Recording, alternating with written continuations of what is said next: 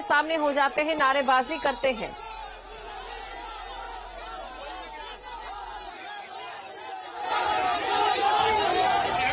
ये वाली गली बंद है, आपने घरों में जाओ, यहाँ जाइए, आप चले जाओ इधर से। लगाए गए और फिर जो तस्वीर है वो 5 बजे की है, जब यहाँ पर पत्थरों की बरसात अराजक तत्वों की ओर से की जाती है। पुलिसकर्मी यहाँ पर मौजूद थे तो उन पर पत्थर बरसा दिए जाते हैं। बेखौफ होकर पत्थर यहाँ पर बरसाए गए और ये वो वीडियो है जिसके आधार पर अब प्रशासन की ओर से इन लोगों की जानकारी जुटाई जाएगी और इन्हीं की जेब से वसूला जाएगा जो नुकसान किया गया है। पत्थरबाजों की तस्वीर आप देखिए जो कि पत्थरों की बरसात करते यहाँ पर दिखाई दे रहे हैं। पुलिसकर्मी यहाँ पर पूरे तरीके से अपने धैर्य का परिचय दे रहे हैं। प्रशासन की ओर से धैर्य का परिचय यहाँ पर दिया गया। और अगली तस्वीर आप देखिए 6 बजे की तस्वीर है, जब बैरिकेड्स यहाँ पर हटाने के लिए किस तरीके से जिद यहाँ पर की जा रही थी। और देखिए महिलाएं सबसे प्रथम पंक्ति में आपको दिखाई देंगी, जो यहाँ पर पुलिस के साथ किस तरीके से जो व्यवहार किया गया और प्रशासन ने पूरे तरीके से अपना सब्र यहाँ पर दिखाया। लेकिन जो सब्र यहाँ पर दिखाया वो किस तरीके से अराजक तत्व जो थे यहाँ पर, जो उपद्रवी मौजूद थे, उनके लिए देखिए ये कोई बड़ी बात नहीं है कि अगर पुलिस प्रशासन वहां धैर्य दिखा रहा है, अपने धैर्य का परिचय दे रहा है, तो यहाँ पर जो उनका गुस्सा है वो कितना बढ़ता जा रहा है। 6 बजे की तस्वीर आपके सामने है और अब इसके बाद हम आपको दिखाते हैं 7 बजे की तस्वीर। ये वो वक्त था जब जो यहाँ पर ये पूरा प्रदर्शन हो रहा था अपने चरम रूप पर था। आगजनी की जो खबरें हैं वो सामने आ रही थी और अब तक कई पुलिसकर्मी और जो लोग थे वो घायल हो चुके थे। मीडिया कर्मी भी उनमें शुमार थे। अस्पताल उन्हें ले जाया जा रहा था। अफरा तफरी का माहौल शाम 7 बजे की इस तस्वीर में साफ तौर पर नजर आ रहा है। और देखिए जैसा कि हमारे संवाददाता ने उस दौरान जब मैंने उनसे बात की थी तो बताया था कि यहाँ पर लाइट्स ऑफ कर दी जाती है और उसके बाद अटैक किया जाता है। 8 बजे की तस्वीर आपको हम दिखा रहे हैं। बाइक में आग लगा दी गई और कैसे बाइक धू धू कर यहाँ पर जल रही है। ये गली में एक बाइक खड़ी थी, उसमें आग लगा दी गई, यानी कि गलियों में ये तांडव पूरे तरीके से देखा गया।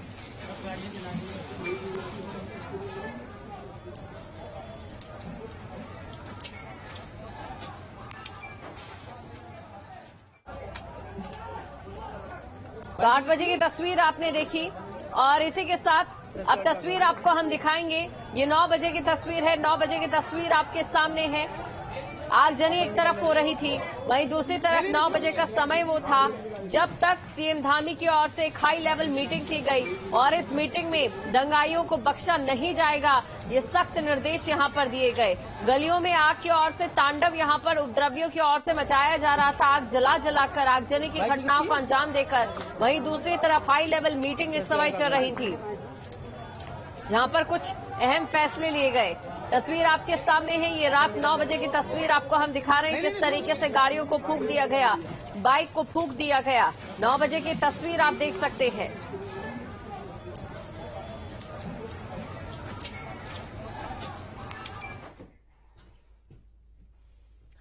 और इस दौरान न्यूज 8 की ओर से पुलिस सीएम हरीश रावत के साथ बातचीत की गई। क्या कुछ उन्होंने इस पूरे हालात को लेकर कहा वो आपको सुनाते हैं।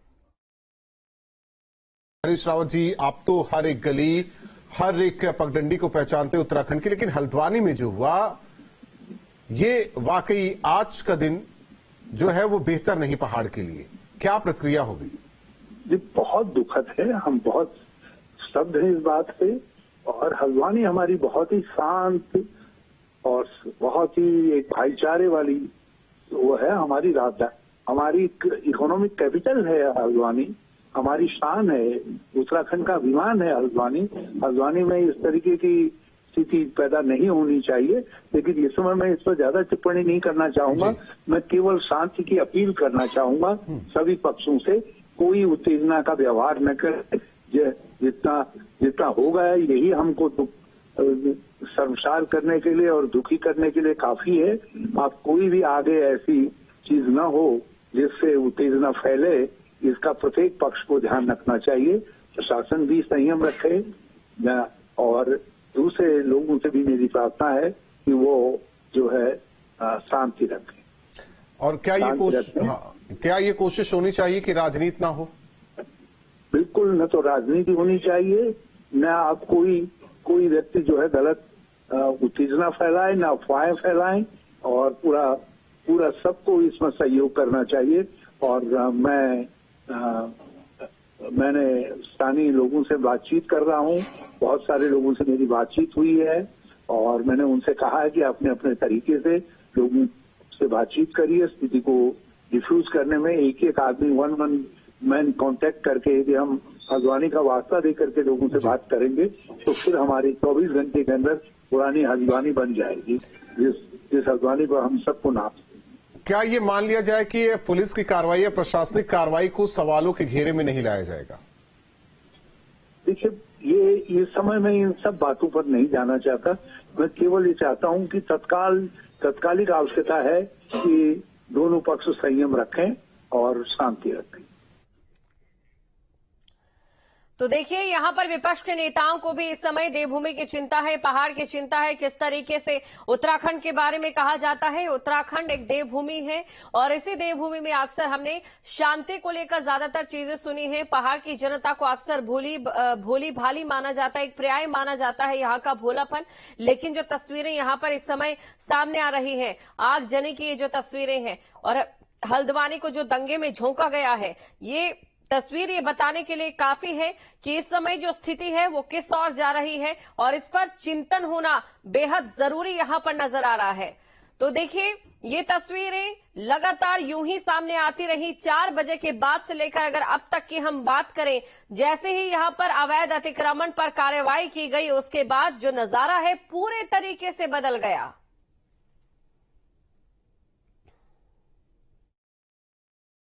और हम अपने पूरे जितने सुरक्षाकर्मी हैं, पुलिस के और पत्रकार बंधु हैं, इनके साथ खड़े हैं।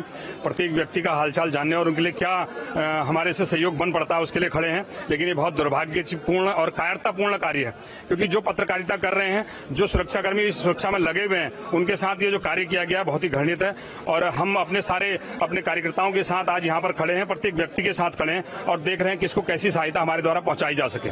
और ये जो भी चीजें हो रही हैं, इसको बाद में सभी चीजों को देखा जाएगा। मेरी अभी माननीय मुख्यमंत्री महोदय जी से भी बात हुई, इसके साथ विभिन्न प्रशासनिक लोगों से भी बात कर रहा हूं और अभी हमारी बात हुई है, फोर्सेस की संख्या भी बढ़ने वाली है और अभी शीघ्र ही जो केंद्रीय सुरक्षा बल वगैरह इत्यादि वो भी आ रहे हैं। इसके साथ साथ ही जितने लोग यहाँ पर घायल हैं उनकी सेवा के लिए हमारे कार्यकर्ता बंधु और अपने संघ के स्वयंसेवक बंधु और सभी विद्यार्थी परिषद के लोग यहाँ पहुंचे हैं। अभी हम अस्पताल में जा रहे हैं, जहां भी जिसको जैसी सहायता मिलेगी उसके लिए हम हर टाइम 24 घंटे हम लोग खड़े। अबे बहुत ज्यादा हम बहुत बच के आए, बहुत एक घर के अंदर पथराव हुए, एक घर के अंदर घुस गए। हम लोग अंदर घुसे, हम कम से कम 15-20 लोग घुसे थे। उसके बाद बाहर से जो है फिर उन्होंने आग लगाने की कोशिश करी, पथराव करे, सब कुछ करा उन्होंने। बड़ी मुश्किल से जान बचा के आए हम लोग। फिर हमारा फोर्स काफी देर बाद हमारा फोर्स आया, फिर निकल के आए। जो पत्थर लगे ऊपर से इधर उधर से बहुत कंडीशन खराब, बहुत ज्यादा, बहुत मुश्किल से बच के आए हम लोग आज। कितने लोग थे, कितने लोग? हम लोग तो अरे पूछो मत, हर जगह से, हर गलियों से, हर जगह से पथराव हो रहे थे वहाँ पे। तो हर गली से, छतों से भी, घरों नीचे से भी, क्योंकि गलियां घेर ली थी उन लोगों ने, चारों तरफ से गलियां भी घेर ली थी।